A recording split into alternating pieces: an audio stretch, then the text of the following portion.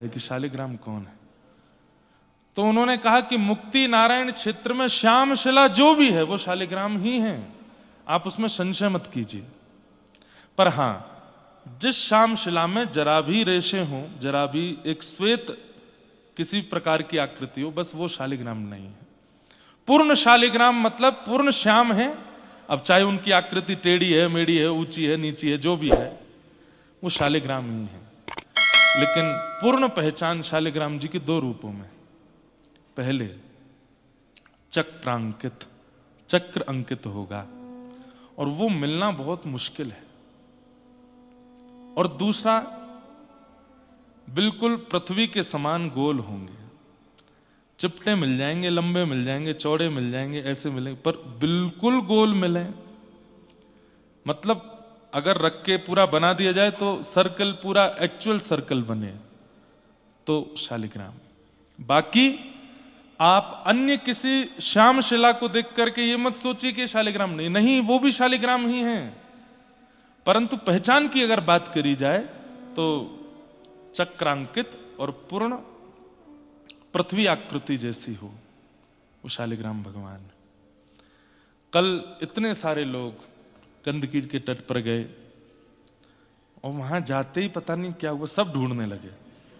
जबकि मैं मना करके गया था कथा में कि वहां बैठ के बढ़िया नारायण कवच करेंगे, नदी में कोई उतर, किसी ने नहीं मानी बात, सब कूद पड़े और ढूंढने में लगे हैं शालिग्राम, कैसे भी मिल जाओ।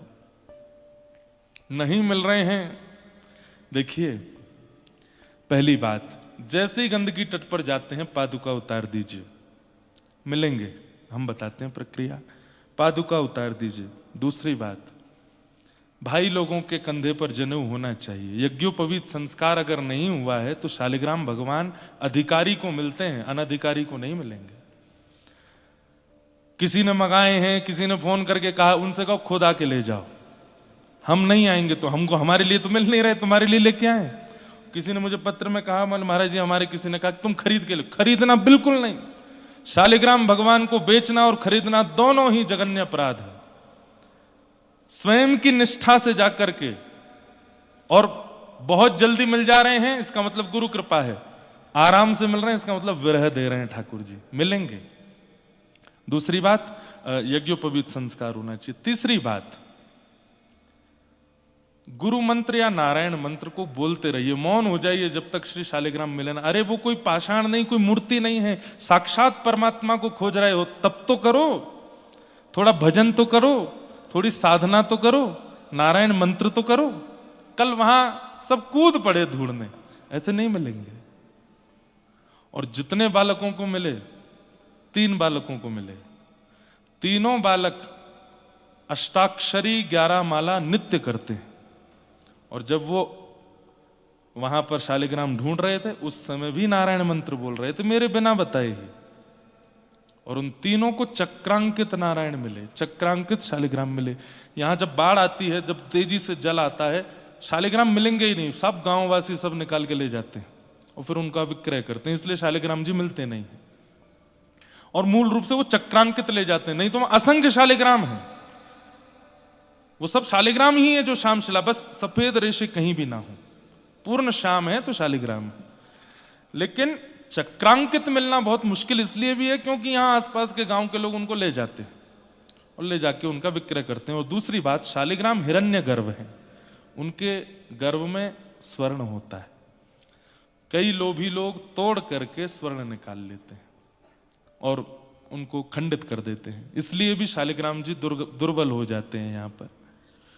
कल 3 बालकों को मिले और तीनों बालक शंख चक्र अंकित, मतलब श्री वैष्णव परंपरा में दीक्षित, नित्य 11 माला अष्टाक्षरी करने वाले, और तीनों ही भक्ति पथ के सेवक थे, मूल सेवक। तो मुझे बड़ी प्रसन्नता हुई। विराज रहे मंच पर ही, देखो पहले शालिग्राम कल जो प्राप्त हुए। अब इतनी स्पष्टता से चक्र अंकित शालिग्राम देखने को नहीं मिलते। मध्य में बिल्कुल ऐसे ही चक्र अंकित हुआ है और ये पूर्ण शालिग्राम भगवान है, चक्र अंकित है। और ये वहीं मिले कल जब हम लोग बैठे थे। जय फिर जो हमारे साथ में जो सेवा में हैं पंडित जी महाराज, उनको मिले, ये और बड़े हैं, ये भी चक्रांकित हैं। और ये जो वो कीट ठाकुर जी को खाता है उसने तपस्या ही इसीलिए की थी कि सबसे सुंदर को खाऊंगा। तो ठाकुर जी बोले तुम हमको खा लेना, लाओ कीट बन जाओ। तो वही ठाकुर जी के अंदर ये चक्र अंकित करता है। एक शालिग्राम जी यहां बैठे नहीं हैं, उनके अंदर तो जगन्नाथ जी के जैसे नेत्र हैं और ऐसे अधर हैं, जैसे जगन्नाथ जी के अधर हैं, बिल्कुल ऐसे ही अधर हैं, छोटे से। एक शालिग्राम हमको और मिले, हमने चुपचाप अपनी जेब में धर लिए। हमको लगा कि कोई अधिकारी मिलेंगे तो हम देंगे, तभी हमको सामने एक अधिकारी दिखाई दिए, हमने चुपचाप उनको दे दिए। वो अधिकारी जिन्होंने अभी कुछ दिन पूर्व महाअवतार नरसिम्हा पिक्चर का निर्माण किया, हमारे अश्विन जी और उनकी गृहिणी और उनके दोनों बालक परिवार सहित कल ही आए थे, और ये उसी समय आए जिस समय हम गंडकी जा रहे थे। तो मैं तो चुपचाप जेब में धर के भाग रहा था वहां से, क्योंकि मैंने कोई खींच लेगा और मुझसे कोई मांग ले तो मैं मना करूंगा नहीं। अच्छा, वृंदावन में भी कई महापुरुषों ने मुझसे कहा नहीं, मैंने सोच रखा है कि मैं यहां आया तो कुछ आचार्य हैं मेरे, उनके लिए कुछ तो ले चलूं, तो अपने आप ढूंढ के शालिग्राम जी ले जाऊंगा। तो वो एक थे मेरे पास, मैं कहीं और तट पे जा रहा था, क्योंकि मैंने कहा मैं जहां जाऊंगा सब मेरे पीछे आएंगे, तो मैं किसी और तट पे जाके खोजूंगा। तो वो मुझे मिल गए सामने, तो हमने शालिग्राम जी लिए, मैंने चुपचाप धर लो, वो भी चक्रांकित हैं, पूरे चक्र बने हैं, तो उनको प्रदान किए। तो ये नारायण हैं, साक्षात परब्रह्म हैं, ऐसे नहीं मिलेंगे। थोड़ा जप कीजिए, थोड़ा धैर्य रखिए, थोड़ा ध्यान कीजिए, और ढूंढते ढूंढते थोड़े व्याकुल हो जाइए, थोड़ा तप तो कीजिए, तभी तो मिलेंगे। कल तक तो मैं छूट नहीं दे रहा था, अब हम दे सकते हैं, लेकिन माताएं बहनों से हमारी प्रार्थना है, स्पष्ट लिखा है कि वज्र के समान कष्ट होता है यदि कोई माताएं स्पर्श करती हैं तो। क्यों? क्योंकि जैसे पतिव्रता नारी होती है ना, ऐसे ही श्रीमन नारायण शालिग्राम पत्नी व्रता है। वृंदा के अलावा मेरा कोई स्पर्श नहीं करेगा, ये उनका व्रत है। तुलसी के अलावा मेरा कोई स्त्री स्पर्श ना करे, ये मैं व्रत धारण करता हूं। बोलो पत्नी व्रत नारायण भगवान की। ऐसे कौन से पत्नी व्रत, काय को तोड़ो उनका व्रत। माताएं सोचती हैं कि हमको वंचित किया जा रहा है इससे, नहीं, वंचित नहीं किया जा रहा है भाई, उनका पत्नी व्रत चल रहा है। उन्होंने तुलसी जी से कह दिया है वृंदा से कि केवल तुम स्पर्श करोगी हमारा, और कोई स्त्री हमारा स्पर्श नहीं करेगी। इसलिए ठाकुर जी ने वहां कह दिया कि यज्ञोपवीत जिनके नहीं है, वो श्लोक है पूरा ग्रंथ में, और जो माताएं बहनें हैं उनसे हमारी प्रार्थना है हमारा स्पर्श नहीं करना, नहीं तो वज्र के समान हमको घात होता है। कितना अच्छा एक एक एक प्रेम का स्वरूप है। अब लोग बाग इसको खींच लेते हैं, वुमेन एम्पावरमेंट वाले, नारी सशक्तिकरण वाले, की माताओं को तो सब जगह दूर ही रखा जाता। नहीं, ठाकुर जी का पत्नी व्रत चल रहा है, और अखंड पत्नी व्रत है, कोई 1-2 साल 10 साल का नहीं है, जीवन पर्यंत जब तक शालिग्राम है तब तक पत्नी व्रत रहेंगे। सीखिए पुरुषों, शालिग्राम भगवान की सेवा करके कोई गुण आवे चाहे नहीं आवे, लेकिन पत्नी व्रत जरूर आना चाहिए। एक पत्नी व्रत, ऐसे शालिग्राम भगवान कल प्राप्त हुए। वहां छोटे छोटे शालिग्राम भी हैं, इतने छोटे छोटे। शालिग्राम भगवान का एक स्वरूप यह है, वो स्पर्श करेंगे ना तो बड़े नवनीत नवनीत जैसे होंगे। अच्छा, जिनको शालिग्राम मिले कम से कम एक रात्रि उनको घी में नवाओ, घी में ही छोड़ दो, रात्रि भर घी में ही रहने दो, दूसरे दिन फिर पंचामृत अभिषेक करो। वैसे तो आज्ञा ये है कि अपने सदगुरु को दीजिए, सदगुरु अर्चना करके आपको प्रदान करें, फिर उनकी सेवा करो। हमने तो वहीं 3-4 शालिग्राम भगवान का पंचामृत अभिषेक कर दिया, वहीं गंडकी में स्नान करके जिन जिन के थे उनको दे दिए। सोचिए 400 लोग गए लेकिन मिले 4। कितने दुर्गम है, कितने दुर्बल हैं, कितनी तपस्या चाहिए शालिग्राम भगवान को देखने के लिए। ऐसे शालिग्राम भगवान, उनकी पावन मुक्तिनाथ भूमि को हम बारंबार प्रणाम करते हैं। यहाँ आ गए हैं, ये बहुत बड़ी बात है। दोबारा कब आएंगे कुछ पता नहीं है, और दोबारा आने की योजना बनाएंगे तो इतनी सरलता से आ पाएंगे, इतनी सरलता से व्यवस्था हो जाए। सरल तो अभी भी नहीं है, पर फिर भी ये हो रहा है, ये बहुत बड़ी बात है। ये हो जाए, ये गारंटीड नहीं है कि मैं अगली बार कथा का मन बनाऊं और आ सकूं। इसलिए मैं इसको परिपूर्ण जी के जाना चाहता हूं। जो इस बार यहां आ गए हैं, इसको परिपूर्ण करके जाना चाहता हूं। अगली बार नाथ की इच्छा होगी तो जरूर आएंगे। पर मानसरोवर में कथा निश्चित है, और कैलाश मानसरोवर में अभी से ही ना थोड़ी थोड़ी चीजें शुरू कर दीजिए। रोज वॉकिंग करना शुरू कर दो, थोड़ी सांस वांस की दिक्कत जिनसे कम होती है वो सब चीजें शुरू कर दो, हेल्दी खाना पीना शुरू कर दो, क्योंकि वहां मौसम बहुत खराब है। खराब मतलब वो हम लोगों के लिए है ही नहीं ना, वो शिवलोक है। हम मानव जबरदस्ती जाएंगे तो फिर भाई प्रतिकूलता तो लगेगी। और वहां ऐसा होता है कि व्यक्ति सोया और फिर उठा ही नहीं, सोते में ही दम घुट गया उसका। तो इसलिए थोड़ा कठिन तो है।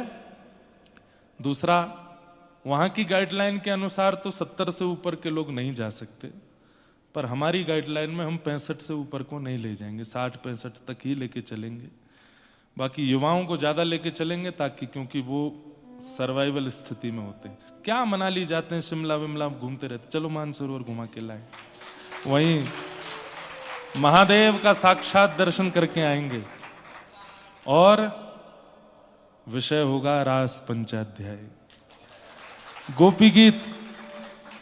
मुझे नहीं लगता कि आज तक मानसरोवर में किसी ने रास पंचाध्याय कहा होगा।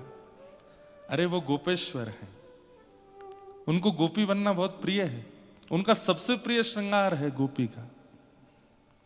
उनके सन्मुख जाकर के उसी रास पंचाध्याय, जो रास यमुना के तट पर हुआ वो रास अब मानसरोवर के तट पर होगा। और मानसरोवर दो ही हैं, मानसरोवर दो ही हैं इस संसार में, या तो कैलाश में या हमारे ब्रजमंडल में। ब्रजमंडल में यमुनापल्ली पार मानसरोवर, उसको ब्रज हमारे वृंदावन वाले राधा रानी बोलते हैं। कहाँ जाने बोले, राधा रानी जा रहे हैं। तो राधा रानी कहाँ है? यमुना के पल्ली पार माट गांव से पूर्व भांडीर वन से पहले पड़ता है मानसरोवर, जहां पर श्री हितरवंश महाप्रभु स्वामी श्री हरदास जी महाराज सब ने नित्य लीला में प्रवेश किया। मानसरोवर, मानसरोवर की रज ही हमारे हरिदासी सब अपने मस्तक पर लगाते हैं।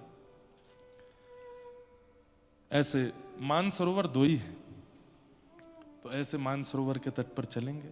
उसकी पूरी योजना बना रहे हैं, ढूंढ रहे हैं कैसे क्या हो सकता है, और उसकी योजना जैसी बन जाएगी आप सबको पता चल जाएगा। जरूर आइएगा, और थोड़ा स्वास्थ्य का ध्यान रखते हुए आइएगा। वहां पर भी अश्विन जी को ले चलेंगे। अभी इनकी महाअवतार परशुराम आने वाली है। कब आ रही है? अगले वर्ष आएगी।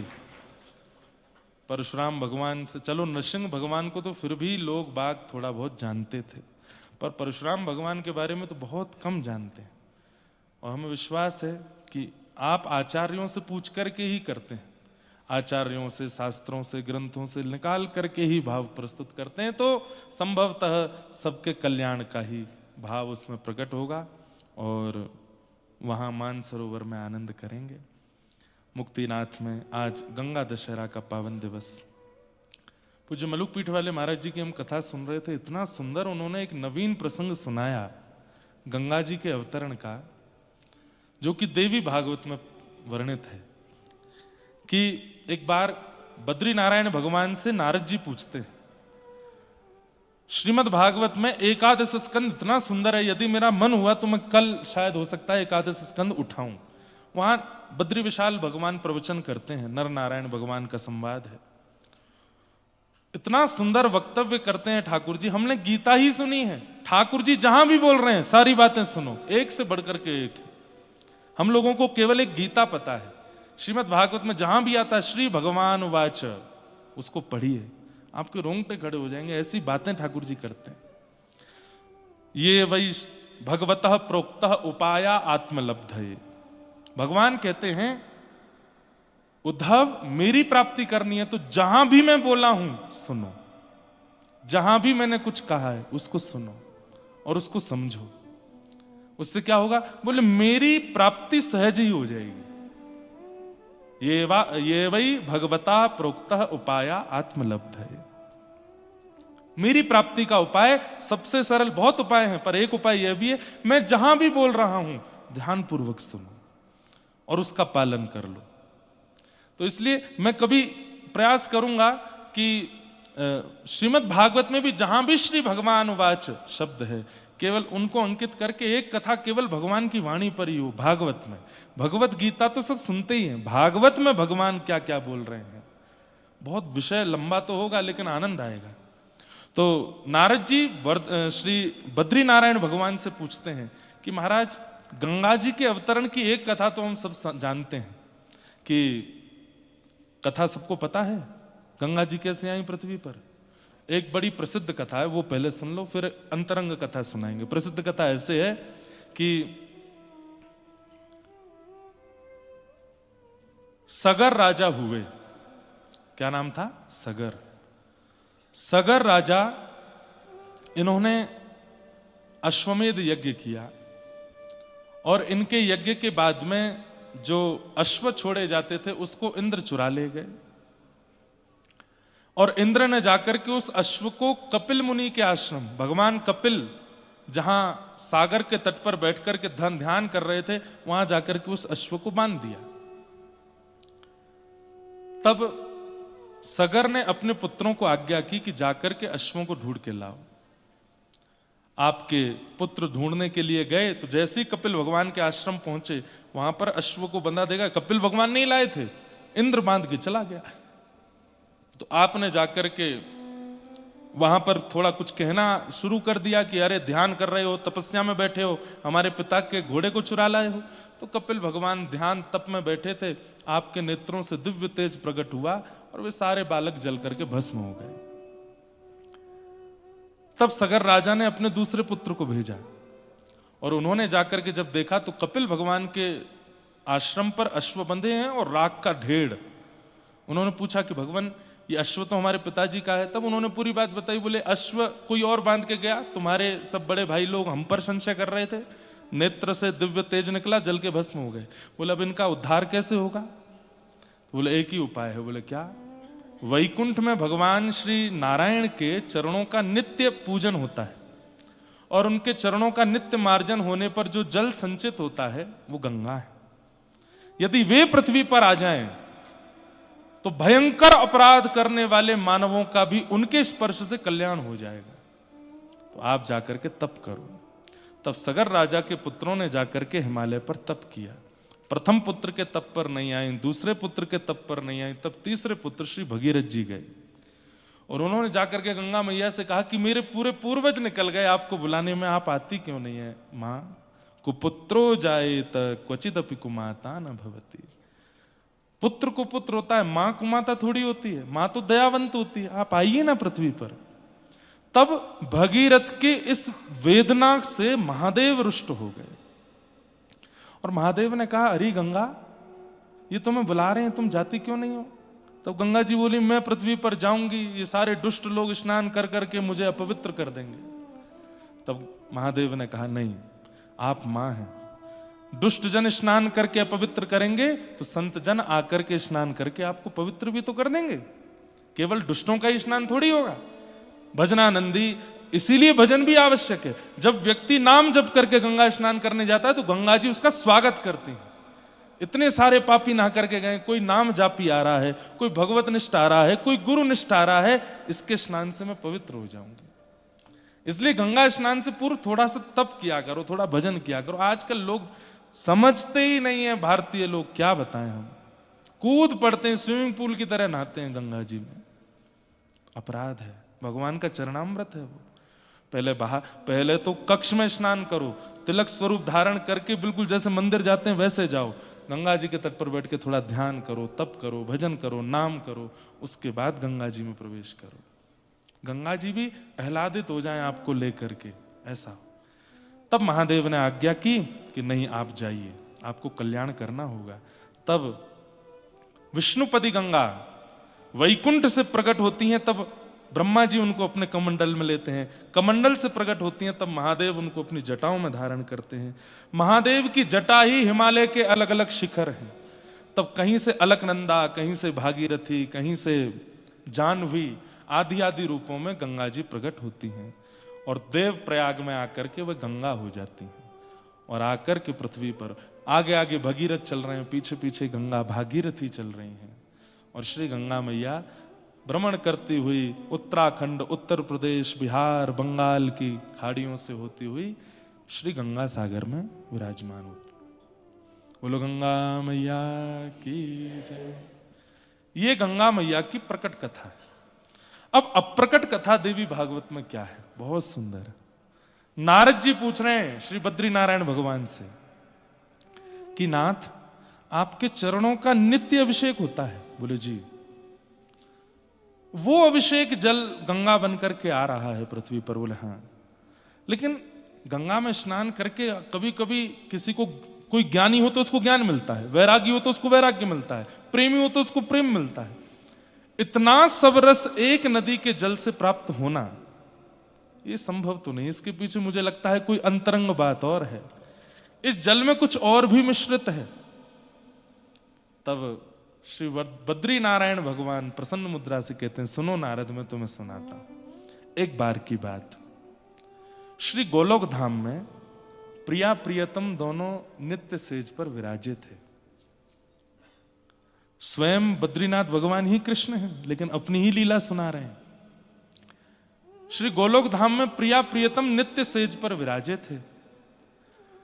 रोज ललिता, विशाखा, अष्ट सखियां उनका मनोरंजन करती हैं, उनके रास में वर्धन करती हैं। लेकिन आज सब देवताओं ने जाकर के महादेव से कहा कि हमको ये सौभाग्य मिले कि हम गोलोक धाम में जाके हम वीणा बजावें, हम मृदंग बजावें, हम मंजीरा बजावें, हम गावें और श्री प्रिया प्रियतम रास करें। तो महादेव बोले, मैं परमिशन लेता हूं, एक बार ललिता जी मान जाएं तो महादेव नित्य गोलोक धाम जाते हैं और श्री ललिता विशाखा जी से कहती हैं, जो सेवा आप करती हैं वो सेवा का सौभाग्य एक बार हम लोगों को दीजिए, हम भी प्रिया प्रियतम का मुखोल्लास करें। ललिता जी आज्ञा देती हैं और आज सब देव समाज गोलोक धाम आया है। ब्रह्मा जी बैठे हैं, नारद जी बैठे हैं, सरस्वती बैठी हैं, महादेव बैठे हैं, सूर्य बैठे हैं, चंद्र बैठे हैं, सब देवता बैठे हैं और सब रास के भाव से आए हैं। तब सरस्वती जी कुछ गान करती हैं और सरस्वती जी के गान को सुनकर के प्रिया प्रियतम मंद मंद मुस्काते हैं, आनंद में भर जाते हैं। तभी ठाकुर जी टकटकी लगा करके महादेव को देखते हैं, जिनके नेत्रों से प्रेमाश्रु गिर रहे हैं। तब ठाकुर जी कहते हैं, महादेव अब आप कुछ सुनाइए, अब आप कुछ गाइए। एक तो भाव में भरे हैं, प्रेम छलक रहा है, ऊपर से गाने को कह दिया। तब महादेव वीणा लेकर के गाना प्रारंभ करते हैं और ऐसा गायन करते हैं कि अभी तक सबके गायन में प्रिया प्रियतम केवल बैठे हैं, मंद मंद मुस्का रहे हैं, ताल दे रहे हैं, वाह वाह कर रहे हैं। लेकिन महादेव ने जैसे स्वर छेड़ा है, प्रिया प्रियतम अपने सेज से उठ पड़े और उठ करके नृत्य करने लगे। पहले धीमा नृत्य, फिर थोड़ी गति बदली, फिर थोड़ी गति तीव्र हुई। गति तीव्र होते होते होते महादेव भी ऐसे भाव में निमग्न हो गए, बस गाए जा रहे हैं। सब देवी देवता स्तब्ध होकर के देख रहे हैं और श्री प्रिया प्रियतम द्रुत गति से नृत्य करते करते करते करते द्रवीभूत हो गए। द्रवीभूत मतलब जैसे मक्खन पिघल जाता है, ऐसे प्रिया प्रियतम दोनों पिघल करके जल स्वरूप हो गए और उसी जल स्वरूप को महादेव ने तुरंत अपने सिर पर धारण किया और वही गंगा बनकर के पृथ्वी पर अवतरित हो गई। श्री प्रिया प्रियतम का मिलित द्रवीभूत स्वरूप यदि कोई है तो वो श्री गंगा जी। ऐसी मां गंगा। अब ये देवी भागवत की कथा है और श्री बद्रीनाथ भगवान नारद जी को सुना रहे हैं कि गंगा प्रिया प्रियतम का मिलित द्रवीभूत स्वरूप है।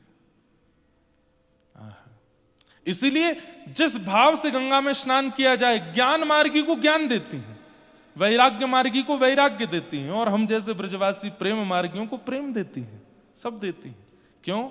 श्री प्रिया प्रियतम ही है। ऐसी गंगा मैया के पावन प्राकट्य दिवस पर हम उन्हें प्रणाम करते हैं। अब लेकिन मेरे मन में चंग आ रही है कि महादेव गा क्या रहे थे, वो ढूंढा जाए। सुबह से मेरे पद तो बन रहे थे मन में कि मैं कुछ बना के गाऊं, पर क्योंकि ये महादेव की भूमि है, नारायण तो यहां किराए पर आते हैं। हिमालय तो महादेव का ससुराल है। यहां पर अब किसी अपने मित्र के ससुराल में जाके अपने आप थोड़ी चले जाओगे, आप परमिशन लेनी पड़ती है आपको। तो ऐसे ही नारायण तो यहां परमिशन लेते हैं कि मैं बैठ जाऊं, यहां पर थोड़ी देर बैठ सकता हूं। आपको क्या आवश्यकता है हिमालय पर रहने की? आप रहिए ना वैकुंठ में। नहीं नहीं, इन मानवों के कल्याण के लिए मुझे भी तप करना, तभी मुक्ति नारायण यहां विराज गए। परंतु ये भूमि तो महादेव की है। तो एक बहुत सुंदर पद है, अष्ट छाप के सखा गाते हैं। देखो देखो री नागर नट। मानो महादेव ने क्या गाया होगा। अब महादेव की वाणी तो मैं लिखूंगा कुछ, लेकिन अष्ट सखा गा रहे हैं रास का ये सुंदर भाव। देखो देखो री नागर नट, निर्तत कालिंदी तट। देखो री नागर नट, निर्तत कालिंदी। देखो देखो री नागर नट, निर्तत कालिंदी तट। देखो री नागर नट, निर्तत कालिंदी। देखो देखो री नागर नट, निर्तत कालिंदी तट। देखो री नागर नट, निर्तत कालिंदी। हे माधुरी के मध्य राजे मुकुट लटक। हाँ, माधुरी के मध्य राजे। हे माधुरी के मध्य राजे मुकुट लटक। हाँ, माधुरी के ओ देखो देखो री नागर नट, निर्तत कालिंदी तट।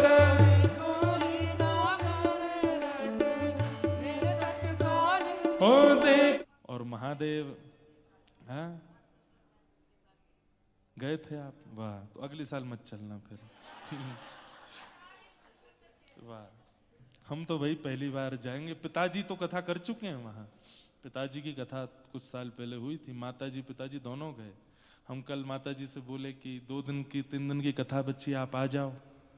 बोले मैं छोटे पोटे पहाड़ों पे नहीं जाती, मैं मानसरोवर होके आ चुकी हूँ।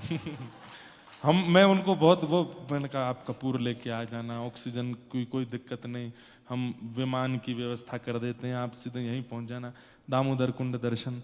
सब बातें सुनने के बाद फिर यही बोले हम छोटे मोटे पहाड़ों पे नहीं जाते, हम तो मानसरोवर होके आ चुके हैं। मैंने कहा वाह। तो ये एक भाव है, बाकी नाथ पूरा करें ऐसी हमारी भावना। जीवन देखिए, लोग बाग ऐसा सोचें कि भाई वृद्धावस्था में या फिर थोड़ी आयु और बड़ी हो तब जाएं, क्या फायदा, अभी इंद्रियां सारी योग्य हैं। हम तो इसीलिए सारे दुर्गम स्थानों में कथा अभी कर ले रहे हैं, बाद का कुछ पता नहीं है, क्योंकि कलयुग इतना खतरनाक है, कलयुग बढ़ता जा रहा है, शरीर की स्थिति कुछ पता नहीं है। तो अभी हो आओ, जहां जहां हो आ सकते हैं, हमारे लिए ये बात है। और हम अपने युवा भाई बहनों से भी कहें अभी हो लो, बात का कुछ पता नहीं। और कलयुग इतना प्रचंड होता जाएगा कि हो सकता है कि आगामी समय में इन स्थानों के दर्शन हो ही ना, पता नहीं, कुछ भी हो सकता है। इसलिए हो रहे हैं तो कर लो। और हमें तो बस कोई कामना थोड़ी है, हमारे तो खुद के खूब धन लग जाते हैं, खुद की जेब से लग जाता है कई बार, लेकिन करना है। क्यों? यहां से कुछ प्राप्त होगा। अब मानसरोवर में कथा रास की होगी, निश्चित है प्रेम बढ़ेगा व्रज के प्रति, क्योंकि महादेव को वहां सबने महादेव की ही उपासना से कथा की होगी। वहां पर अन्य अन्य भावों से कथा हुई, पर रसयुक्त तो मुझे नहीं लगता कि अभी तक वहां हुआ है। और ये हो, ऐसा संकल्प यहां उठे तो निश्चित है कल्याणकारी होगा, आनंद आएगा, सब चर्चा करेंगे। मुक्तिनाथ, 2 दिन से हमारा यही विषय चल रहा है। वैसे रस पक्ष में जाकर के दोबारा ज्ञान पक्ष में आना थोड़ा सा कठिन तो होता है, परंतु इसको ऐसा मान लीजिए कि गुलाब जामुन खाने के बाद पापड़ की इच्छा कभी कभी होती है, ज्यादा मिठास हो जाए तो थोड़ा पापड़ खाया जाता है। तो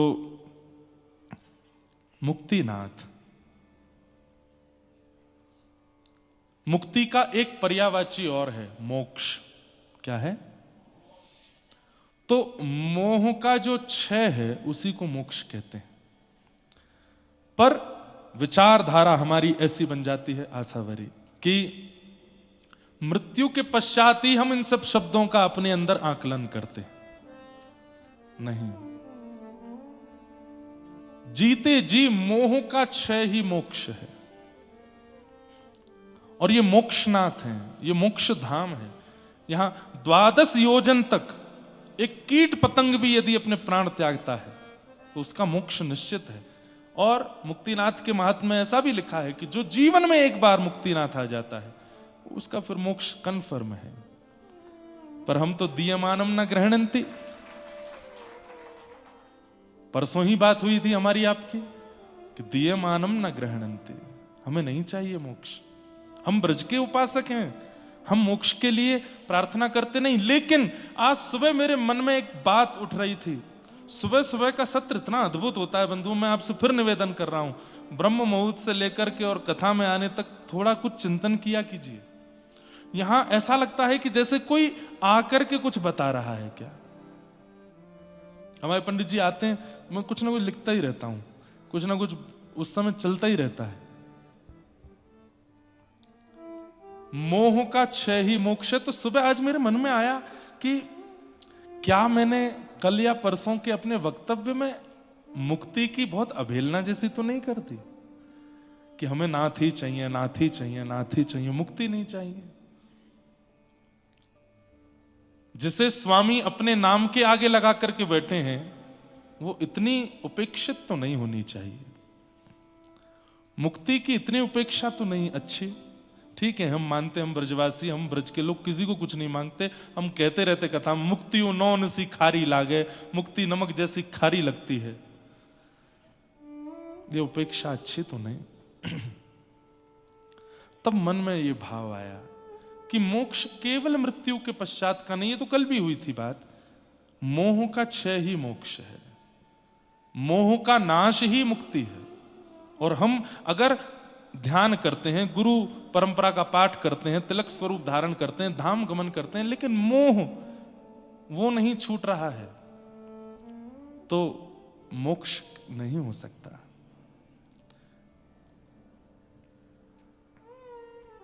मोक्ष मुक्ति का क्षय।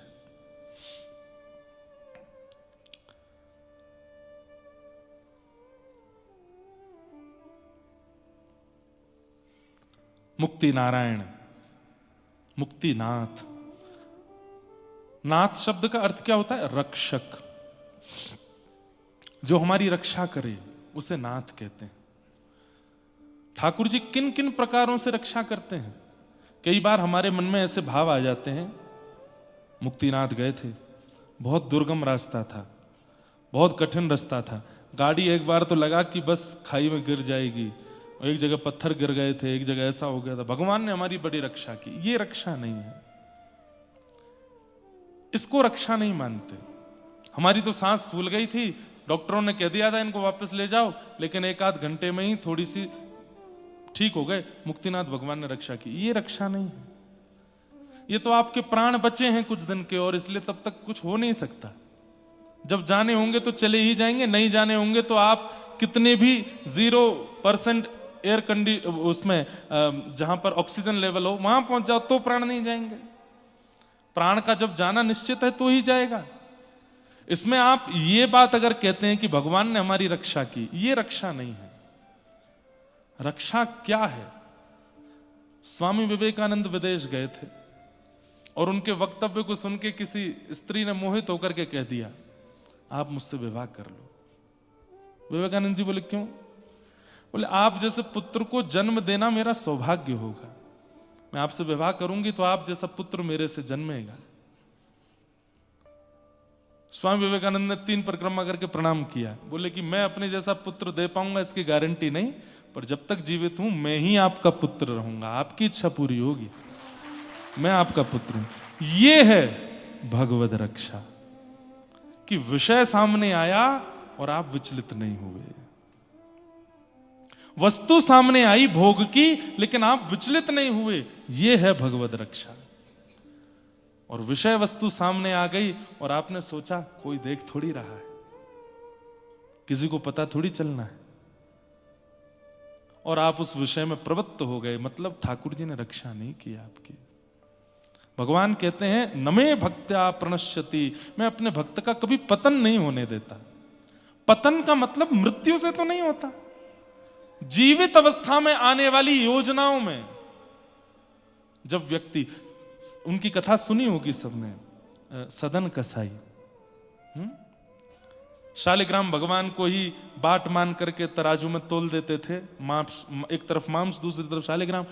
कथा सबने सुनी है। एक संत को पता चला तो शालिग्राम जी ले गए उनके पास से और उनका पंचामृत अभिषेक करके सिंहासन में बैठाया। तो शालिग्राम भगवान ने रात्रि में स्वप्न दिया, नहीं मुझे वापस वहीं छोड़ के आओ। बोले वहां क्या अच्छा लगा आपको? बोले सदन कसाई के जो तराजू में लुढ़कने में आनंद है वो सिंहासन में नहीं है।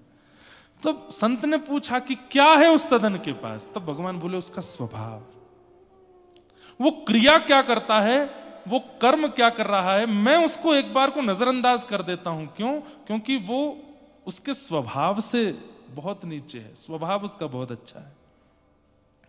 न जाने कौन से गुण पर दया निधि रीझ जाते। जैसे ही संत वापस शालिग्राम लेकर के आए और सदन कसाई को कहा कि इनको तो तुम्हारे पास ही रहना है, रखो। तब सदन कसाई ने सोचा कि जब नाथ मेरे लिए सिंहासन छोड़ के आ सकते हैं, नाथ मेरे लिए पूर्ण व्यवस्था छोड़ के आ सकते हैं, मैं नाथ के लिए मांस का विक्रय नहीं छोड़ सकता। उसी लिए त्याग दिया, सब निकल पड़े जगन्नाथ की यात्रा पर। क्योंकि श्रेष्ठ कुल में नहीं थे, इसलिए लोग बाग उनको थोड़ा दूर रखते थे अपने आप से। एक नगर में पहुंचे तो उस नगर में एक कन्या खड़ी थी अपने बालकनी पर और देख करके रीझ गई सदन कसाई से। सदन जी ने उसको देखा, कुछ ऐसा भाव नहीं था, पर उस कन्या ने कुछ इशारा किया तो सदन जी तो भक्ति में लीन थे, उन्होंने बस हाथ जोड़ करके ऐसे सिर झुकाया। कन्या ने इशारा, उस स्त्री ने इशारा ये किया था कि अगर तुम मुझसे विवाह करो तो मैं अपने पति को मार के आ जाऊंगी। और सदन कसाई तो दीन होते हैं ना भक्त, तो उसने यही किया, मार करके अपने पति को आ गई और आकर के कहा कि अब तुम मेरा संग करो। सदन जी बोले मैं इसके लिए उपयुक्त नहीं हूं, मैं तो अब नाथ को प्राप्त करने जा रहा हूं, अब संसार की कोई रुकावट मुझे कैसे रोक सकती है? तो उसने कहा मैंने तुम अपने पति को मार दिया तुम्हारे लिए और तुम कह रहे हो कि, बोले मैंने ऐसा नहीं कहा था कि आप उन्हें मारिए, मेरी भावना ऐसी नहीं थी। अब स्त्री हट हल्ला कर दिया, पूरा नगर उस स्त्री की बात मानने लगा। और जय जय हो महाराज, प्रणाम।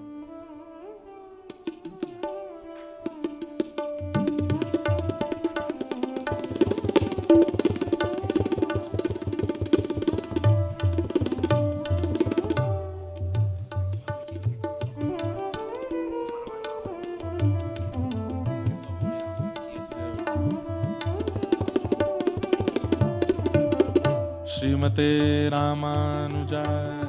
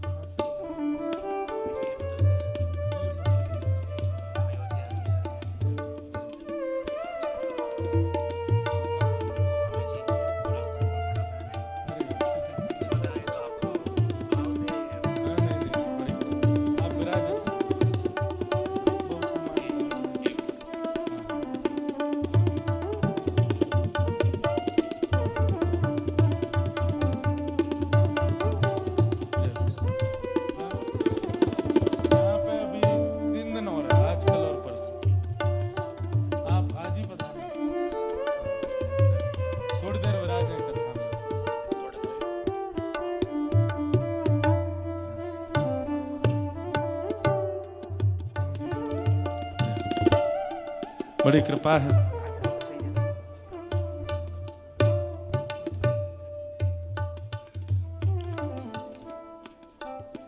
विल्लीपुत्तूर दक्षिण भारत से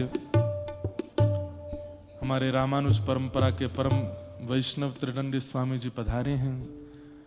हम आपको बारंबार प्रणाम करते हैं, बारंबार वंदन करते हैं। सब लोग, सब वैष्णवों की ओर से महाराज जी को बारंबार जय श्रीमन नारायण।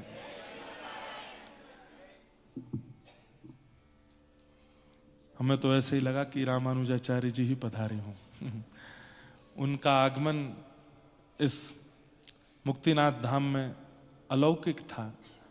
आज एक और महापुरुष अभी आने वाले होंगे, दर्शन के लिए गए हैं, संभवतः आ जाएंगे समय से। वे भी हमारे रामानुज परंपरा के बड़े अच्छे आचार्य हैं।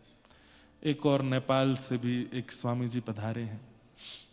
तो मैं क्या निवेदन कर रहा था? सदन कसाई की कथा। तो भगवान रक्षा कैसे करते हैं? उस स्त्री ने तो पूरे नगर में हल्ला कर दिया कि इसने मुझसे कहा था कि अपने पति को मारो।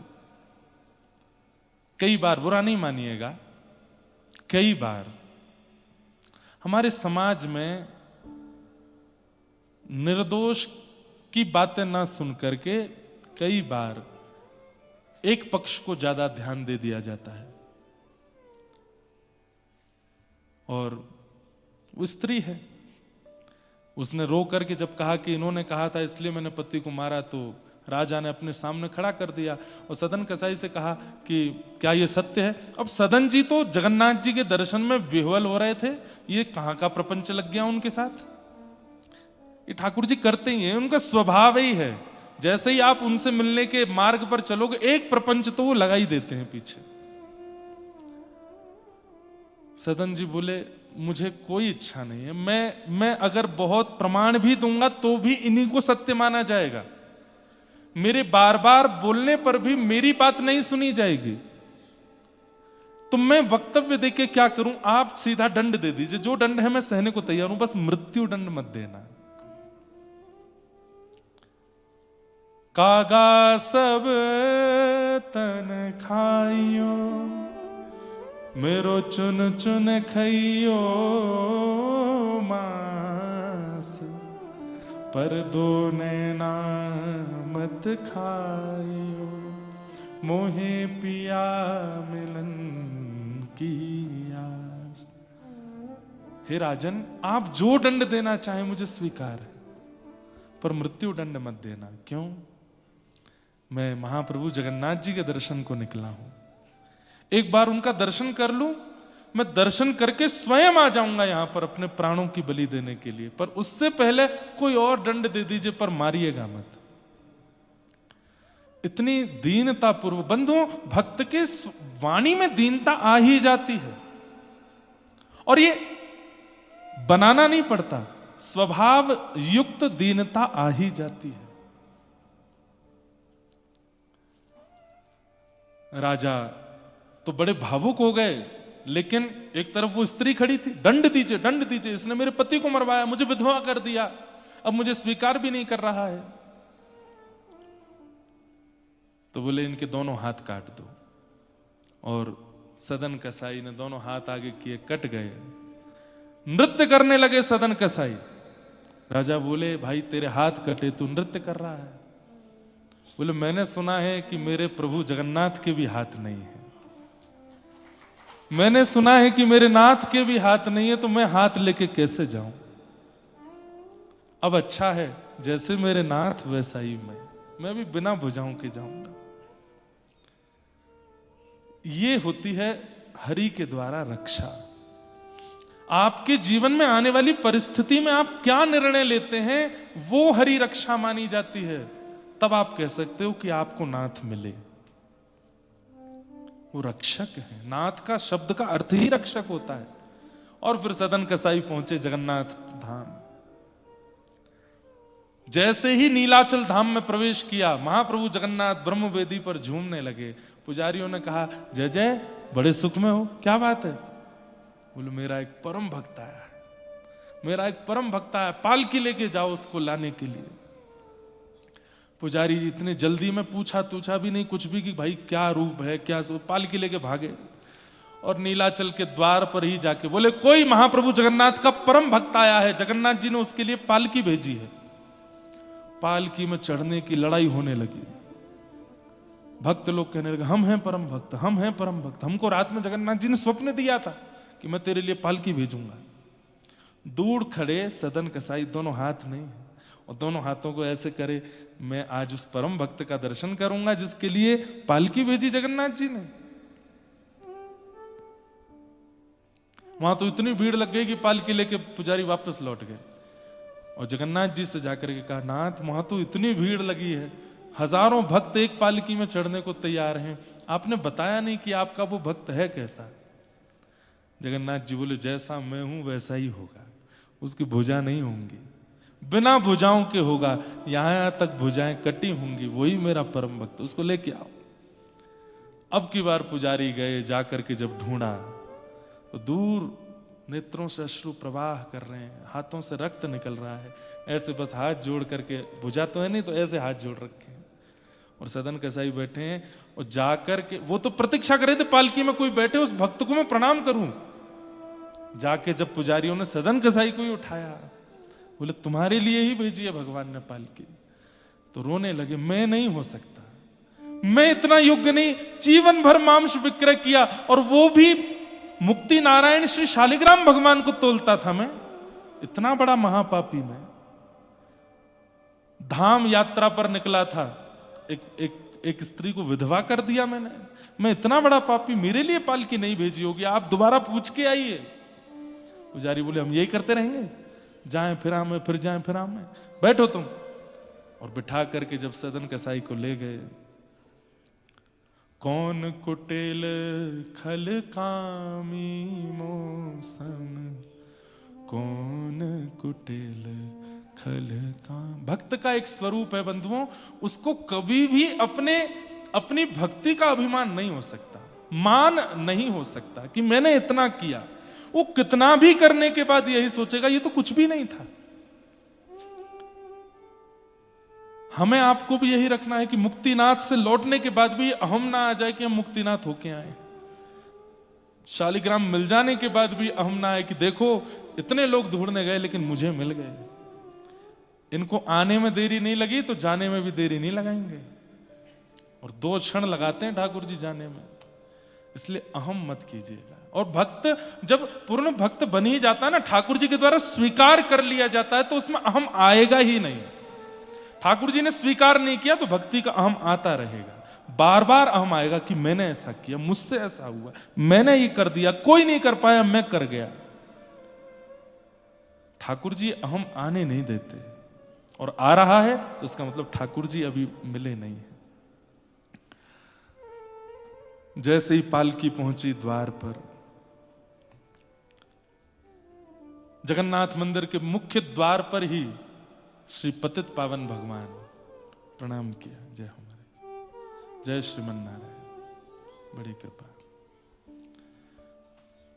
मुख्य द्वार पर ही पतित पावन भगवान,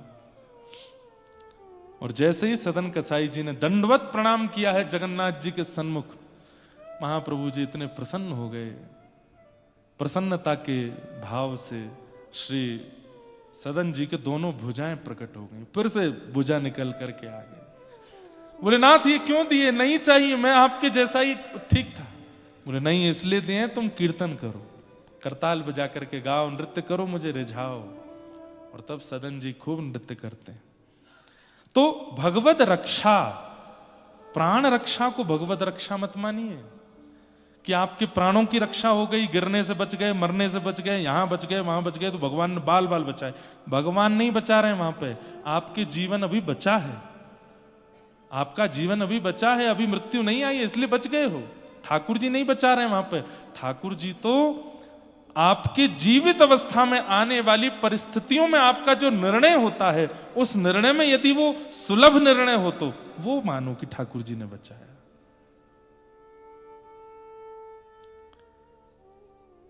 तो नाथ मतलब रक्षक, और मोह का क्षय जिसका हो गया हो उसी की रक्षा करते हैं, वही है मुक्तिनाथ।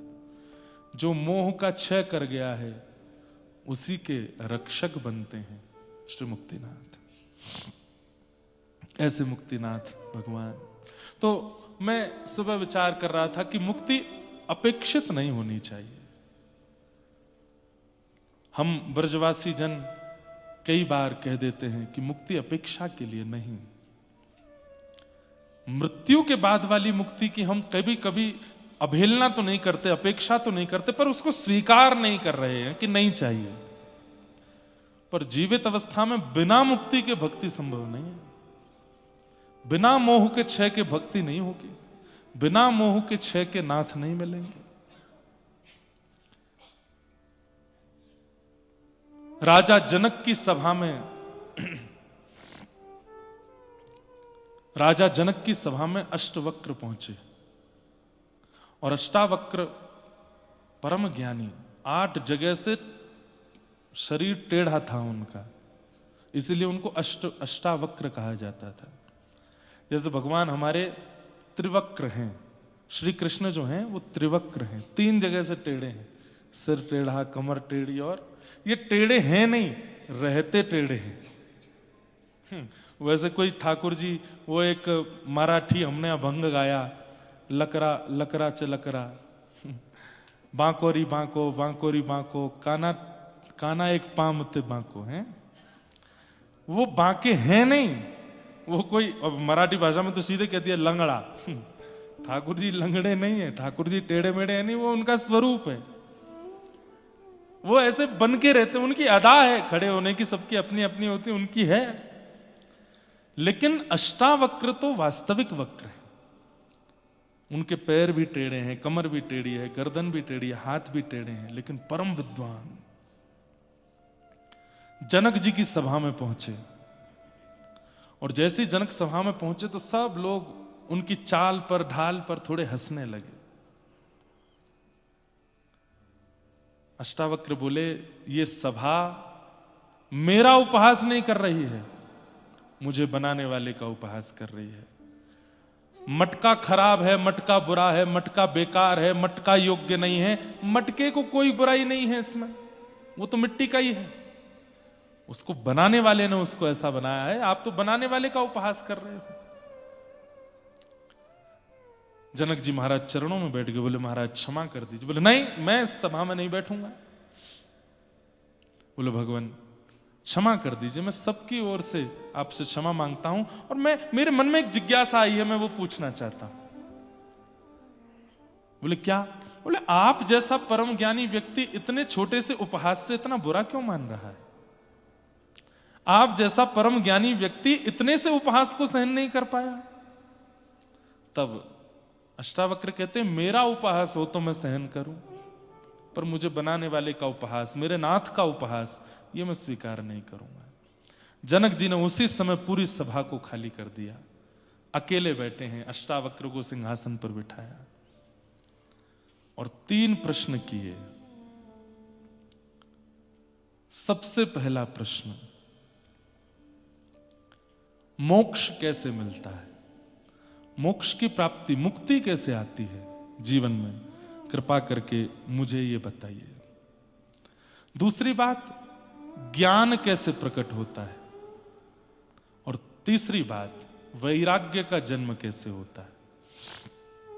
कौन कौन से प्रश्न किए? सबसे पहला प्रश्न, मुक्ति कैसे प्राप्त होती है? दूसरा प्रश्न, वैराग्य कैसे आता है? और तीसरा प्रश्न, ज्ञान की प्राप्ति कैसे होती है? अष्टावक्र बोले, तीनों प्रश्न